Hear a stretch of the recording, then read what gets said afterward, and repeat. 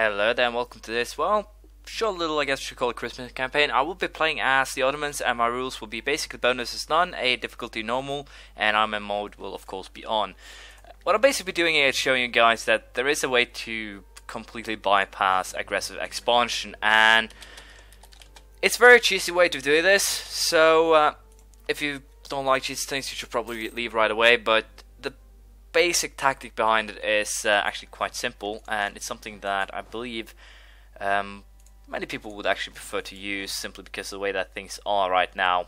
So while I do that, we'll send these guys over to here. We'll do the reconquest for as many provinces as we can. We'll finish Albania, and then we'll fight the Byzantines, and then we'll continue. But basically what I was trying to say is that you can take over Europe as the Ottomans, most of Europe. Holy Roman Empire will be kind of a different story because of the fact that they are annoying. You can't actually do any proper vassal feeding there due to the fact that it's part of the Holy Roman Empire, and thus they won't actually buy land rather than what they have cores on. And that could of course be a little bit of a problem, but we won't actually care about that. City of World's Desire. Just get this out of the way. We'll also take... Do we actually get any inflation? I don't think so, no. No reason to take him then. We'll take that prestige guy. We'll take global trade power. I'm basically just taking them at level 1 now because I can afford them, and as such that's not a problem. But as I was saying here, we will be fighting quite a lot of wars. Fighting Albania, we'll be fighting everyone here. We're trying to reconquest as much as we can now while it's still a possibility. And the simple reason for that is the way you will bypass aggressive expansion, and that's probably why you all are still here, is basically every time you lose a war, you can release countries, and no matter how small that country is, or no matter how big for that matter too, you'll lose 30 aggressive expansion worldwide. So basically, if I were to attack Serbia, Bosnia, Hungary, annex them all, and then release, let's say, Saruhan, as you can see, Saruhan, Mentes, Karaman, Ramazan, Dulkadir, and that's basically minus 150 aggressive expansion again. So I can take a lot without actually getting into trouble, and that is quite beneficial. But as I was saying here, when it comes to actually taking down Europe before that time, there's a couple of targets that we will be aiming for right from the get-go, and that is Granada. Once we've actually dealt with, as you can see, they still have truces with Portugal and Castile. We need to act before that truce actually ends, and then we'll be declaring war on them, we'll be vassalizing them, and we'll basically be using them as our, well, base of operations from down south. Castile will definitely attack them, I think, even though I will be in charge of them. They might still attack. That would be beneficial. Can take some provinces for cheaper aggressive expansion, although it doesn't matter, and thus simply take down Portugal, Castile and Aragon before they start colonizing. And then we'll have to try and do the same with England here. Taking out Leinster, Munster or Connacht. One of the Irish minors is, because of that, actually pretty damn, to some extent, important. And that'll also give us a bigger possibility of getting lands in England and Scotland without getting into too much fuss. Of course, land-based will be kind of a pain to deal with, but of course, if we can get troops over there, then it's basically not a problem at all. But basically, as I said, I'll just go ahead, go on a little bit of a conquering spree, and once we have done some conquering, I'll show you how the trick actually works. It's actually kind of weird that they actually haven't sorted that out yet. But for now, we'll just go ahead, fight Albania, fight Kandar, Karaman, Ramazan, Dulkadir, and Hawkiee, Konliu. And then we'll be going after Granada. So that's the plan, we'll see how it works out. Crimea offers an alliance, I guess we'll go for this. They'll probably end up in trouble sooner down the line, and we'll probably break that. But for now, it should be fine. Ramazan, no allies yet, should have declared war a little bit sooner. But as you can see, I can only take one of these cores in this war. Although it doesn't really matter, I'll go for this one simply because of the fact that the Mamluks actually boarded them. But as I said, we'll fight as many of these miners as we can, and then we'll be going after the Byzantines. And we want to go after the Byzantines early because of two reasons. First of all, they can't get rebels that will give them some land, and we don't actually want that to happen. That'll be horrible for us, simply because of the fact that, well, if the Byzantines get some land for free, there'll be much more of a pain to deal with, of course. But that's not the main problem. If they do get extra land, we can't simply do a quick annex, and if we can annex them, we can basically easily win this. Because if we do a quick sweep, I guess I should call it, quick sweep, quick annex, whatever you want to call it, we will get all three provinces. We'll get Athens as a vassal, and that basically means that I can feed Athens these two provinces, take a decision, make Constantinople capital. Also quite beneficial since actually actually puts me in a position where I'll have complete control over most things. So we'll go ahead here. Once that army is ready, we'll declare war on Ramazan. Well, Dulkadir in this case. We'll always take the piety options as long as they don't actually cause me severe trouble. They're allied with both these guys. I just allied with them, so I guess we'll go ahead and take. I'm very tempted to simply do this. Take Koeserum. I'll actually go ahead and annex Hawkiee simply because of the fact that then I can fabricate a claim on Kara. Konliu Sharisor here. Thus, I can also fabricate a claim on one of these, and in turn that will actually be quite beneficial. As you can see, I won't actually get any military access, and that is kind of an annoying thing. So we'll instead go ahead, annex these guys, and that should help me out quite a bit. The only problem is that I won't be able to attack Dulkadir for a while, but other than that we should be fine. And Hawkiee should remain war leader. Can't actually see any reason why they shouldn't. So for now, we'll go ahead, kill off that army, start sieging, or we'll simply aim at killing off their army too. Because as you can see, I have tendencies to always get negative modifiers in these battles, and I'm currently losing quite a lot of money too. Yeah, army maintenance. So I should probably not hide these guys. We'll actually go ahead and fire them. I don't actually have any severe use for them right now due to the fact that the monarch is pretty damn sweet, 556. So I can fire them, make a little bit of money, and hopefully that'll be enough to get us the wins here. The war with Albania is over, so we'll go for a simple full annexation here. Of course, no real reason to actually do anything else. And as you can see, I'm also building up my fleet. I want 12 transports, and we'll transport a 12,000 man mercenary army, I think, over there to sort things out. But for now, as I said, sieging, declare war on Karaman as well, simply to get everything up and going. We still have some men, so that's not a problem. But basically, we're going to run out of manpower rather quickly, and that is going to that's going to be our main problem here. The lack of manpower. And as you can see, we are losing some battles here pretty damn severely due to the fact that they always tend to get those annoying, hilarious enough, they always tend to get the mountain bonuses for some weird reason, even if I have a general. And that has been bugging me for quite a while. But for now, we'll simply go ahead and take Ramazan. Simply go for full annexation. And as I said, we'll try and hunt down the cause first, then Byzantium, and then we'll go after Granada. So we'll see how that works out. Also, for those of you who know that I have the Asset game, it's currently in upload, so it should actually be released before this one, I think. Well, I'm pretty sure. So that's fine. Also, I'm pretty sure that today we'll end up with, or end, I guess is the right term. We'll end both the Castile game and also the Irish game. So I do apologize, but this will basically be a small little fun series to have going while I virtually wait for Christmas to end. So there's that. But for now, we'll continue this war, and we'll most likely just kick their asses and get it all done rather quickly, and then we can of course start on Byzantium. So we'll see how it goes. Siege of Karaman is over, and with that they are annexed as well. We need to get or hurry up, speed up, whatever you want to call it, because the truce that Granada has with the Castilians is soon to break. We'll also get the Algiers into this, but it seems they are already busy with Aragon, so that's quite nice for us. I would have to take that stability due to the fact that we have a truce with them. That is not a issue, I think. But for now, we'll go ahead and hire the mercenaries I will be sending over. And of course, this will cost me quite a lot of money. So it'll be interesting to see how this actually turns out, because, well, as you might imagine, sending a 12,000 man mercenary army over to the country more or less is going to be expensive as hell, and that is something that I'll have to live with. As you can see, the Armenian nationalists are actually taking control of some land here. That is beneficial to me once again, because of the simple fact that if they do take that land, then I will be able to, well, to some extent, start causing some trouble here.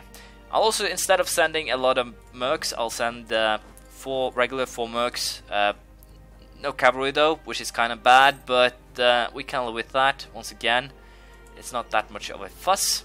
So for now, get my troops ready, and we'll send them over now before the truce ends and everything goes to pot, more or less. attach and send over. Where is my general? Wow, that's a lot of Armenian nationalists. I have to keep an eye on them and run if problems arise. But for now, as I said, we'll aim at getting ourselves into Granada here. I should probably have aimed at getting some more ships, but potentially I could always try to get myself Morocco, Tunisia and Algeria, so they're already at war with them. And that is a very positive thing for me, because that means that the Castilian ships is killing off most of the enemy ships, although there are some here to cause me trouble. We'll still just go ahead now, declare a war. I'll get aggressive expansion. Unfortunately, it still doesn't show how much aggressive expansion I get in this area, and as you can see, it was actually 9.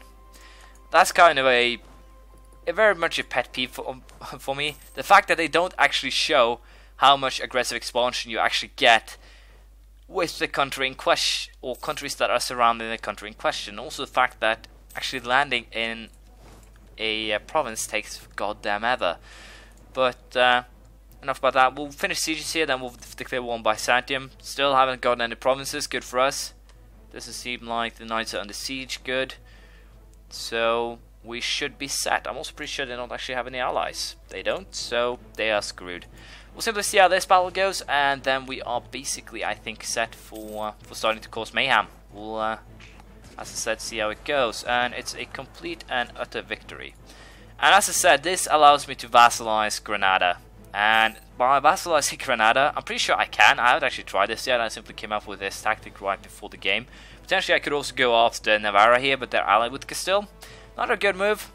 And also, as one might imagine, going after England now is potentially the best thing I could do.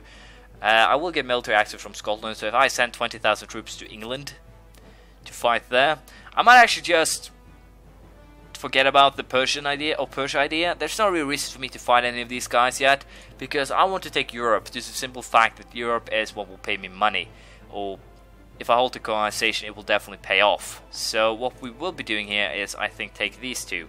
And as you can see, if I negotiate with the Hawkiee, I'll actually get out of it much cheaper than if I haven't. So we'll just go ahead, take the course, and then we'll march on Byzantium, and that should work out fine. You could, of course, as I said, if you want to play Ottomans in a fair manner, you can go after Persia. Basically, take the Persian province here, and that should be enough to actually have the rebels give you everything else. You simply release Persia as vassal, you can help the rebels, but basically you get the entirety of Persia, which stretches pretty damn far, so you get a lot of provinces for free. But watch out, Baluchistan has an equal claim, I think, to these Persian provinces, and that kind of pisses me off, but nothing to be done with that. Also, we'll also go after the Mamluks sooner or later and release Syria, but for now, as I said, Byzantium, Serbia and Wallachia. So I guess I should actually go ahead here and fabricate a claim on a Serbian province. They are actually, I believe, right under the not annexation, vassalization limit, and we'll probably just go ahead and annex Wallachia, hand it over to Serbia, and then we can all live happily ever after. Might actually try and get ourselves into it seems that Ragusa are just allied with Hungary. They're usually vassalized, which is kind of weird, but nothing with that. As I said, we'll most likely go after Bosnia sooner or later here. This will be, of course, expensive in admin and also war exhaustion. You use most of your diplomatic and administrative power to simply keep those two in check for very much of the early game. But let's face it, we get Granada, we have a base in southern Europe, and also if we can actually go after England here, take Wales for example, Cornwall, then we are basically our base in England as well, and can keep on pouncing on them. England, Castile, Portugal, Aragon are the main targets. Norway is a third target basically, so we'll see how that goes. But for now, we'll continue on, or focus on, getting Byzantium in our hands. We'll see how that goes. Well, here is the positive thing. The Byzantines actually have allied themselves with Serbia. Serbia, as far as I know, don't actually aren't too keen on actually joining that little alliance, or this war, so that should be fine. But as you can see here, the entirety of the Byzantine army obliterated before, well, the war even began. And we can simply march our troops now, siege Athens, siege Hawkiee, and siege Maria, and that is basically the end of it. And we'll basically have our claim to Serbia done by the time we are actually done with this war.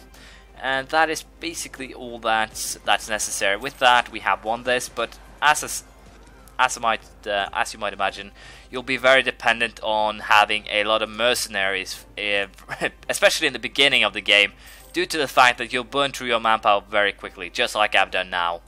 So mercenaries is basically your go-to solution, and it's basically the only choice you really have to actually make things work. We'll go ahead and accept that. Bosnia declare upon Serbia. Who are you guys allied with since you were that bold? Wallachia. So I should probably go after Serbia pretty soon. Even Wallachia could be a target here because apparently they're allied with Bosnia. So I could get all three of these in the same goddamn war. So we'll go ahead and do that. But it seems that Serbia will actually kick their asses. So potentially declaring war on both of them at the same time could be rather beneficial. But as you can see, due to the fact that we are fighting wars, wow, that is kind of harsh, but should be fine even so. But as you might imagine, this is more or less just a fun side game, a Christmas special, whatever you want to call it, just breaking all the rules of my usual games. To be honest, I did this in the Holy Roman Empire game, but that was basically not to get rid of the aggressive expansion, but basically just to get Imperial Authority. That's the name of it. And as such, I would say that it was, well, to some extent explainable, but unfortunately sometimes you have to be a little bit cheesy, especially with these extreme nerfs that the Paradox team landed. But as you can see, I can vassalize these guys, and that is of course what we will be doing. We'll also be fetching our troops home now. They'll be useful here, of course, and we'll also aim at getting ourselves another diplomat rather quickly. No real reason not to. So for my first idea, once we get them, it'll be a little bit further down the line due to the fact that we'll be using administrative power to mostly boost stability back up again after messing up. And as you can see, England is actually in heaps of trouble. So if we do a quick little look here on military, armies, manpower, or total armies, wrong. We'll sort them by country. It would be hard to find England even in the other ones. So let's see, they have quite a lot of men, so we should probably not mess with them. Scotland, however, is another matter. They are still independent, or they do still have their independence guaranteed by France, but we can of course go after these smaller nations basically to get ourselves a presence in the area, but also basically to get ourselves a vassal that can integrate the other three miners as well. Basically get ourselves an Ottoman island. But we'll sort that out next time. This is basically the beginning. We'll see if I can take over Europe before the 1600s. That is the challenge with the Ottomans, by using any trick in the book, any dirty trick, and we'll see how it works out. Basically the main problem will be the Holy Roman Empire, so I'll probably allow one coalition once I'm big enough, once to take in France, Burgundy, Poland, Hungary. Basically kicked the whole Roman Empire so small that the capitals can easily be taken, because you can't actually declare you can just declare one war with the Holy Roman Empire, which makes it kind of annoying to actually get rid of it. But if you can keep the Emperor out of it, then you're pretty happy. But we'll see how it turns out. Thank you for watching. Please leave a comment, praise, criticism, anything you feel like, and I'll see you next time. Bye.